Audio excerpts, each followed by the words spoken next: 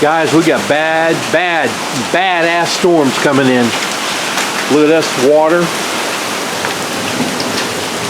Hail. We have tornado on the ground. About, I'm guessing, maybe 40 miles to the south of us. But we have another storm right below us, very close.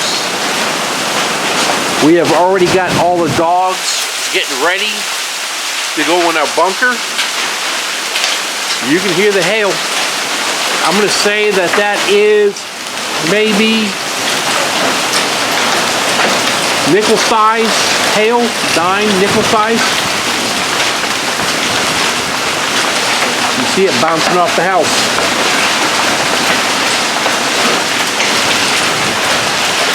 Oh, we had a big one out there just bounced.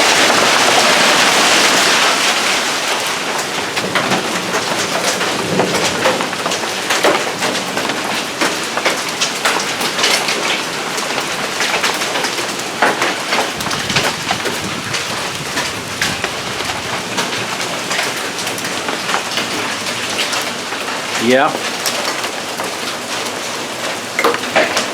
Let's go on in and see what the TV's showing. And more right now. So that's going to be golf ball, tennis ball, and baseball.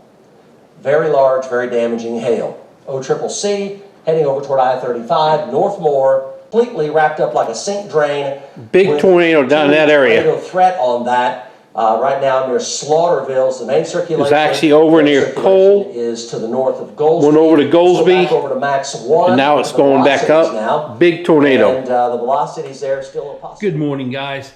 As you've seen those pictures we were just showing you last night, we had a pretty big tornado outbreak, which was south of us quite a ways. But there were some times we were worried that one may be coming this way. But anyway, I want to show you what we do, how we prepare to go into our storm bunker, and I'm going to show you what we do for the dogs. As you know, the dogs are heavy, and the stairs going into our bunker are very steep. So we had to find another way to get a 100-pound dog and a 50-pound dog in our bunker, and this is what I come up with. These both are repel and rescue harnesses. They're both the same except sizes. This is the original one we got, was for Willow, but this one is too big for her. So we ordered, when we got KUBOTA, he fits this one perfect, although it's pink. Willow gets that one and it fits her. This one here is a medium and that one's a large.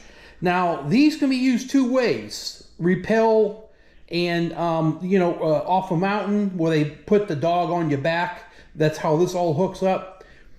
That there is the harness that we use. It comes with two different harnesses. This one is where all four of those hooks will hook to one of those rings. Now this here is the actual outside of what this harness looks like, okay? When the dogs get in them, they will be going in this way. Basically, their front legs go there, their rear legs go here, the male particular part goes there. And this whole thing folds up on the dog, okay? So this is the underside that you really don't see, but I'm trying to show you all the eyelets this all hooks to. I will go and hook up these to this and maybe put a pillow in it, kind of give you an idea how it hangs, and I'll take you into the garage of what we do. Okay, these are the bags that those harnesses come in. Willow or KUBOTA's, which is the pink one. Oh well. This is his bag, and this is Willow's bag. They come in bags. We don't get nothing misplaced. We keep all of our tornado type gear that we need to get to quickly all together in one spot, so we don't misplace anything. This is another tool that we use for the storm, weather related. We have a weather radio. It does work on electric, and it also does work on battery. Second thing we do, we have direct TV. So when we have storms come in, the storms will cancel our TV out. So what I have here, I have a basic, well, there's a flat, if you can see it right there, there's a flat, it's a flat antenna that does just regular pick up local channels. So if our local TV on direct goes out, we can flip to that and we can still get TV the old way by antenna. So we got two ways we can get it on here, plus the weather radio we have. All right, we're out in the garage. All right, we leave the hatch open at all times, and I built a grate that slips over in there, and you can literally walk on this without a problem. We leave it open so no mold, no smell, no nothing gets in there, and we keep it cleaned out. Now, okay, I told you I was going to show you how we get them in. As you can see right here, I've got a hook on a chain that goes all the way up onto a main beam that lowers them in. Let me show you what we got. All right, here is their, basically I would be walking the dogs in like this, okay? I'd walk up, here's the hook. Now I left this hook at the same distance I took it off, so I knew where the dogs would get hooked at. So basically the dogs would get hooked like this, like that, and then I just start raising it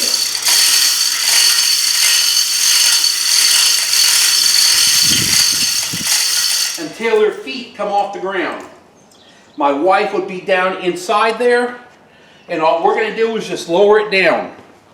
Now, it is close to the right-hand side, and we have to be careful, but the only reason that is the stairs, I don't know if you can see them, they will get in the way of the dog. So when the dog gets lowered down in there, she will grab the dog and start walking the dog that way, and I will lower it all the way down to the ground. But there you go. This is how we get our dogs that weigh 100 pounds and Willow, which is about 50 pounds, down in the hole. And we'll just take them all the way down. And then when we disconnect that dog, then I'll bring this back up again. Like I said, 30 seconds, I can have this back up here again. And then I will go ahead and disconnect or connect Willow up, and then we bring them in. Now, one thing that we are talking about getting for the dogs is because the dogs can see, let me fix this. Because the dogs can see what's going on, naturally their feet are trying to reach out to touch, to hold on to something. So they make dog blindfolds that go over their eyes. And I think that if we slip that over their eyes, they don't know what's going on, and we can pick them up easier and lower them down in the hole easier if they can't see where they're going. Let me get this off here. Let me try to get some kind of a light on down underneath, and I'll light that place up and show what we got down there. All right, guys, we're inside the bunker. Here we are. Here's the stairs, the way they come in. As I showed you before, the dogs come in here. You should grab the dogs and walk backwards to set them down in here, and then snaps them, and I bring that back up, and we rotate, do it again. I try to get my big shop light in here, and the bulb ain't working. So, you can see this comes in two pieces. It's so big. And this glue, you can't separate it. It's crazy how strong this glue is. Anyway, we have that in there is survival foods.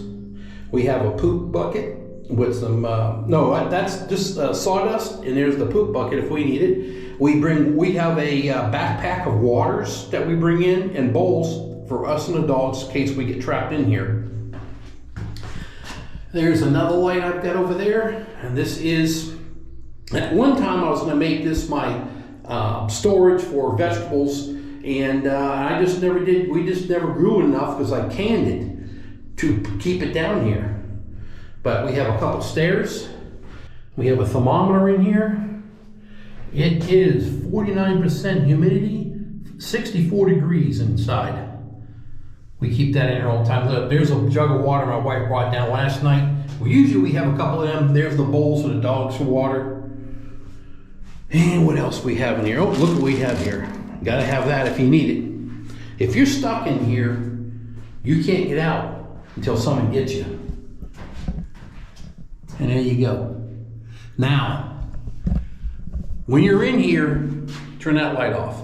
When you're in here, your cell phones don't work and your radios don't work. It picks up absolutely no signal. You cannot text, you can't do nothing in here. So you gotta get your information outside.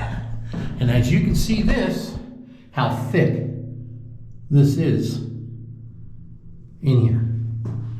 There you go. What are we at? I think this is 12 inches. And it's up. All right, guys, there you go. This is where we're at when tornadoes come in. We're in here with the dogs, and we have everything we need. We could probably be in here for a few days before they come get us, if we had to. Okay, you all have a great day. Thanks for following the channel. Have a good one.